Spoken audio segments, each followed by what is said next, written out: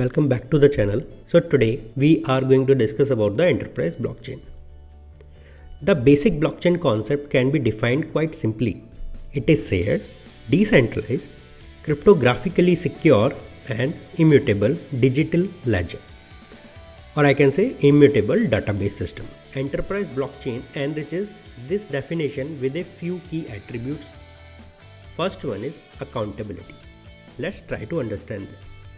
Network members are known and identified by cryptographic membership key and assigned access permission by business rule. Without such accountability, compliance and regulations such as HIPPA 1996 and GDPR 2018 would be nearly impossible to achieve. What is HIPPA? I will write a blog about it and the link for it you will find in the description box. Same for the GDPR, you will find the link for it in the description box. If you want, write in the comments and I will try to explain more about it in upcoming videos. Second point is privacy. Although members are known to the network, transactions are shared only with those members that need to be known about them. Enterprise blockchain uses various techniques to achieve privacy, including peer-to-peer connections, privacy channel, zero knowledge proof. Scalability. Supporting an immense volume of transaction is critical to enterprise scenarios because transactions are not typical throttle in enterprise blockchain as they are in the network like Bitcoin. They can be carried out immediately. Any particular enterprise transactions rate will depend on many factors, including the number of peers and the complexity of the smart contract. Transactions rate measures in thousands and transactions per second are certainly achievable. Next one is security.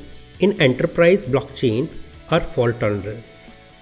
With fault tolerant consensus algorithm, the network continue to operate even in the presence of bad actors or carelessness. An example for fault tolerance consensus algorithm which we are using in Hyperledger Fabric are Kafka, Raft and Solo. The last one is motive. An enterprise blockchain believes for a built-in incentive system to help accelerate the adoption curve. You can think of this drive as a loyalty point or a token that delivers a motivation and economic incentive for network providers and consumers. Enterprise blockchain are often incorrectly characterized as private network. In reality, access to an enterprise blockchain is controlled by the governors, who set the policy established how new members can participate in the network. I am talking about on the business perspective of it. From the enterprise point of view, right? The visibility of the network depends on how it is governed. Thus, it is true that enterprise blockchain are permissioned but not necessarily private.